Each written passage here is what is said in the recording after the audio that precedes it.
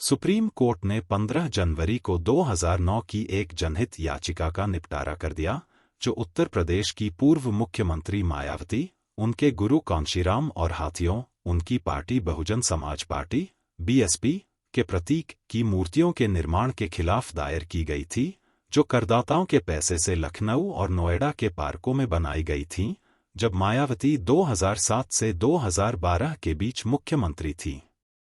Justice BV. Nagarathna और सतीश चंद्र शर्मा की पीठ ने पार्टी के प्रतीकों के प्रचार के लिए सार्वजनिक धन के इस्तेमाल के खिलाफ भारत के चुनाव आयोग (ईसीआई) के निर्देशों सहित बाद के घटनाक्रमों के मद्देनजर याचिका का निपटारा किया। यह भी पढ़े, चंडीगढ़ के मेयर ने पिछले साल की गड़बड़ी का हवाला देते हुए हाथ उठाकर मेयर का चुनाव कराने की मांग की। सुप्रीम कोर्ट स्वतंत्र पर्यवेक्षक नियुक्त करने पर विचार कर रहा है। कल अपलोड किए गए आदेश में कोर्ट ने निर्देश दिया कि सभी दलों को ईसीआई के निर्देशों का पालन करना चाहिए। न्यायालय ने कहा, यह देखना आवश्यक है कि 7 अक्टूबर 2016 को ईसीआई द्वारा जारी निर्देशों या इसके संशोधित या प्रतिस्थापित संस्करण का अनुपालन न केवल प्रतिवादी संख्या 2 द्वारा किया जाएगा, बल्कि देश के सभी राजनीतिक दलों द्वारा भी किया जाएगा। याचिकाकर्ताओं और प्रतिवादियों के तर्क।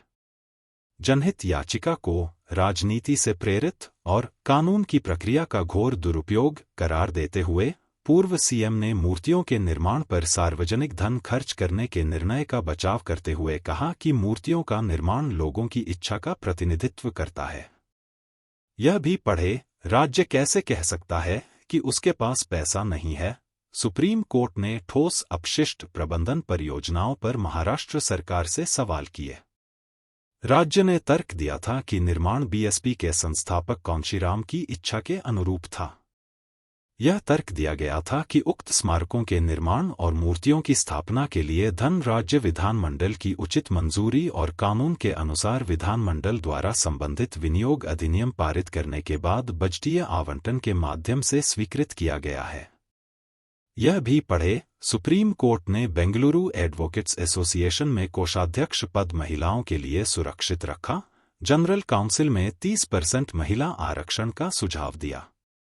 बीएसपी नेता द्वारा दायर हलफनामे में उन्होंने अदालत के समक्ष कहा था कि उनका जीवन दलितों के हितों के लिए समर्पित है और उन्होंने दलितों के उत्थान के लक्ष्य को आगे बढ़ाने के लिए अविवाहित रहने का फैसला किया है। उन्होंने हलफनामे में कहा, राज्य विधानमंडल ने समकालीन महिला दलित नेता के प्रति सम्मान दिखाने के लिए स्मारकों पर उत्तर देने वाली प्रतिवादी की प्रतिमाएं स्थापित करने के प्रस्ताव के साथ लोगों की इच्छा व्यक्त की, जिन्होंने वंचित समुदायों के लिए अपने जीवन का बलिदान करने का फैसला किया है। उन्होंने कहा कि उनके और अन्य नेताओं के स्मारक और प्रतिमाएं जनता के बीच विभिन्न संतों, गुरुओं, समाज सुधारकों और नेताओं के मूल्यों और आदर्शों को बढ़ावा देने के लिए थीं और बीएसपी के प्रतीक को बढ़ावा देने या महिमा मंडित करने के लिए नहीं थी। हाथियों की मूर्तियों के निर्माण पर राज्य ने तर्क दिया कि हाथी भारतीय वास्तुकला का हिस्सा हैं और कई स्मारकों और विरासत संरचनाओं में पाए जाते हैं। इसलिए यह दावा किया गया कि बीएसपी के चुनाव चिन्ह के साथ उनका संबंध पूरी तरह से गलत है। संविधान के अनुच्छेद 282 पर भरोसा करते हुए तर्क दिया गया कि व्यय करने की विधायी शक्तियां केवल 7वीं अनुसूची के तहत प्रदत्त शक्तियों के संबंध में सीमित नहीं है। इसके विपरीत याचिकाकर्ता ने तर्क दिया कि यह मुख्यमंत्री का महिमामंडन करने के लिए एक मनमाना कदम था।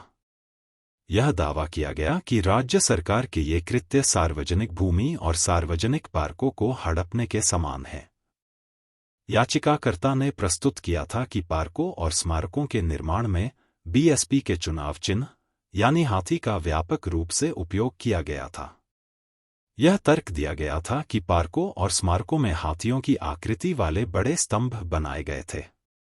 इसके अलावा सरकारी खजाने से 52.2 करोड़ रुपए की लागत से 90 हाथी की मूर्तियों का एक सेट बनाया गया था। यह तर्क दिया गया कि इन मूर्तियों का सार्वजनिक प्रदर्शन और पार्कों में उनकी स्थायी स्थिति स्वतंत्र और निष्पक्ष चुनाव के सिद्धांतों का स्पष्ट उल्लंघन है, क्योंकि इसका चुनाव के दौरान प्रभाव पड़ता है। इसके अलावा याचिकाकर्ता ने यह भी तर्क दिया कि मुख्यमंत्री अपने लिए विशाल स्तूप, गुंबद और स्मारक भी बनवा रही है, जिसमें दिल्ली के एनसीटी में यमुना नदी के किनारे एक हिस्सा और एक स्मारक शामिल है। याचिकाकर्ता ने तर्क दिया था कि यह सार्वजनिक धन का बहुत बड़ा दुरुपयोग है। याचिकाकर्ता ने आरोप लगाया था कि यह विशेष रूप से राज्य के अधिकारियों के हाथों दुरुपयोग के बराबर है, क्योंकि उन्होंने सार्वजनिक धन की रक्षा करने और समुदाय के संसाधनों को सार्वजनिक विश्वास में रखने के अपने संवैधानिक कर्तव्य के विपरीत काम किया। यह तर्क दिया गया कि एक मौजूदा मुख्यमंत्री के लिए भागों और प्रतिमाओं का निर्माण संविधान की मूल संरचना के खिलाफ है, क्योंकि यह समानता के अधिकार का उल्लंघन करता है और नागरिकों का एक विशेष वर्ग बनाता है।